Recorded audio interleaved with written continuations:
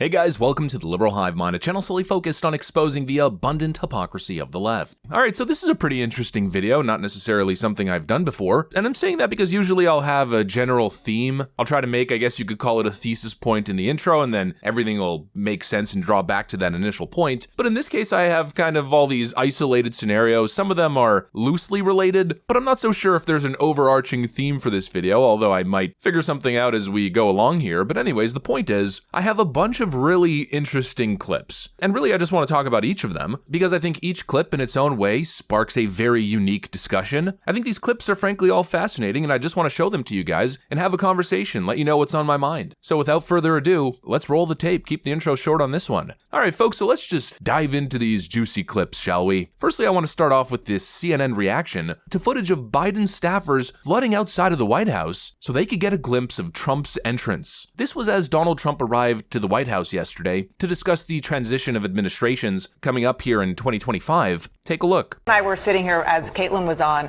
looking at that imagery, and it's really stunning. Those are Biden staffers. They're in the EOB. Some of them are lower level, some of them perhaps a little bit higher, but they're there to watch a history moment being made that nobody standing there wanted. I mean, just look at the shocked reaction of the CNN host. They can't believe it. Biden's own staff stepping outside to witness Trump's triumphant walk into the White House. There's a certain poetic justice in this, isn't there? The very administration that spent years vilifying Trump is now witnessing him walk back through those doors to begin the transition of power. You know, it speaks to the star power of Donald Trump in a way. And I also think it highlights another very important hypocrisy. They all seem wooed by Donald Trump's presence in a way. A little bit of a stark contrast considering these are the same people who, for, the last entire election cycle, have been calling Donald Trump a tyrant, a fascist, a literal Nazi. It's just stunning. Even Donald Trump's most ardent detractors recognize the significance of this moment. And it feels almost kind of weird. It's almost as if the Biden staffers are in a way happy that Donald Trump won. Like I mentioned in my previous video, it's almost as if there's glee in the air at the White House as they welcome the future president of the United States, Donald J. Trump. And breaking news right now, we did not know how the end of the meeting would look. This is live. This is outside the White House, where President-elect Donald Trump has just left the White House. That's his motorcade right there, after meeting for well over an hour and a half with President Biden. Now, remember, their comments on camera were very short last hour, and we've been playing that for you because this moment in history is huge. And it's now being reported that Trump spent an hour and a half with Joe Biden, much longer than his meeting with Barack Obama. Let's just put two pictures together. Look at the difference in body language. There was the doom and gloom that Obama projected, and now it's smiles from ear to ear. It's frankly fascinating, and maybe we could use that to transition into this next clip, because we do have a little bit of a coherent theme here. It really does feel like the Bidens are happy that Kamala Harris lost. Maybe they're more satisfied with that than they are with the fact that Donald Trump won. Just to show you how deep this is, let's call it the fracturing of the Democrat Party. The other day, as Democrats had an event at the White House, Kamala Harris obviously showed up with her husband, Doug Emhoff, and this was caught on camera. Jill Biden completely ignoring Kamala Harris, as if she's not even there. She refuses to even look at her.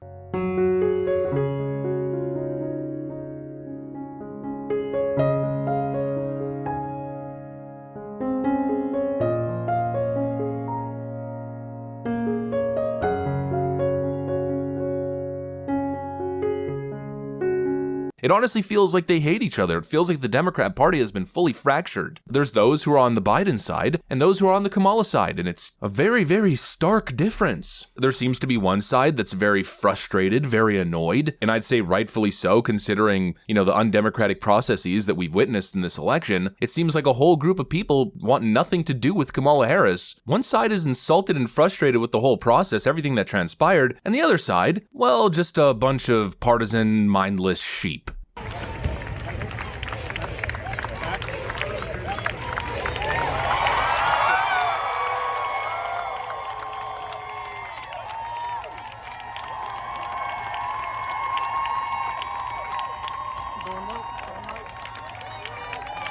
Got your low.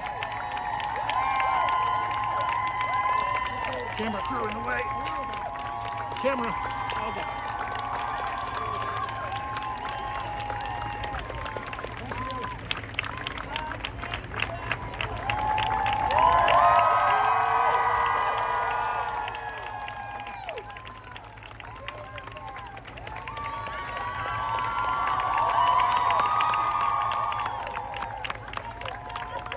So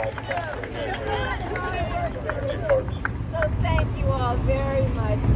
Kamala Harris shows up at the White House and you'd think that she won the presidency. You know, I'd describe this clip firstly as probably the greatest example of the soft bigotry of low expectations, and probably also the best example of a freaking participation trophy. It seems like there's an irreconcilable fracturing of the Democrat Party, at least on this particular issue. There's those sitting back and saying, what the hell, man? You guys engaged in a coup, took out our president, and tried replacing him. What an utter insult and what utter hypocrisy, considering we're supposed to be the party of democracy. And then you got the other side that doesn't seem to have the ability to think, and they just clap like a bunch of seals. Earth, the greatest campaign to ever be ran. She ran your party into the ground. Are you people insane? Seems like one side understands this and the other doesn't. Kamala Harris was an utter disaster. She probably set the Democrat Party back decades. Think about all the work that they did, all the gains they made. Since back in 2008, I mean, the conversation's been headed towards the direction that Republicans are going to slowly lose Texas. Kamala Harris undid all of that, and she gets a standing ovation? I don't know about you guys, but if I was a Democrat, I'd be on Jill Biden's side. I'd be on whoever this woman's side is. I am so disappointed and really insulted. I'm a Howard alum, and that she didn't have the decency to walk out and say something to her, you know, to her university, make a comment to the United States. Things were not looking well for her. It wasn't completely over, but short of a miracle, we knew which way this was going. And that she didn't have some grace. I mean, it shows us how classless she actually is, a sore loser.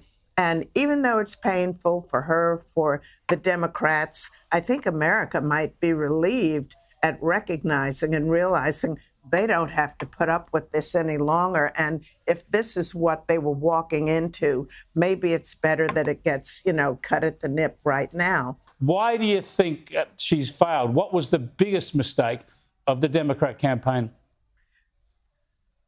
The biggest mistake was her not selecting Shapiro.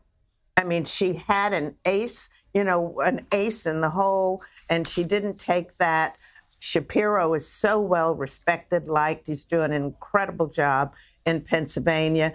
And the reason she didn't take it is another part of that personality that, you know, eked through. She is so completely insecure that she could not have someone that bright around her to upstage her and outshine her. And so this is why she didn't select him, I'm pretty sure. I'm now learning that that's a former White House staffer by the name of Barbara Heinbach, who's also a Howard alumni, and she hits the nail on the head. Kamala Harris is an utter disgrace, totally pathetic, classless, a sore loser. And what it feels like is the Democrat Party is crumbling from within. While Kamala Harris is busy basking in her staff's empty applause, as she's now going to tour the country, doing her media tour, probably writing a book, the Democrat Party is now stuck having to pick up the pieces and essentially start from scratch, back to point zero. I guess maybe we found the overarching theme here. A whole bunch of interesting clips in their own right, all isolated, but the one thing that keeps coming to mind is one simple concept, and that seems to be the implosion of the Democrat Party. Maybe we did find the thesis point after all now, didn't we? You got a bunch of delusional hacks running the party into the ground, and a clear minority that doesn't want to get on board. I really don't blame them, I'll tell you that. Anyways, that's pretty much what I got for you guys on this one. Hopefully you enjoyed the video. If you did, make sure to leave a like and possibly subscribe. Thanks for watching, and I'll see you on the next one.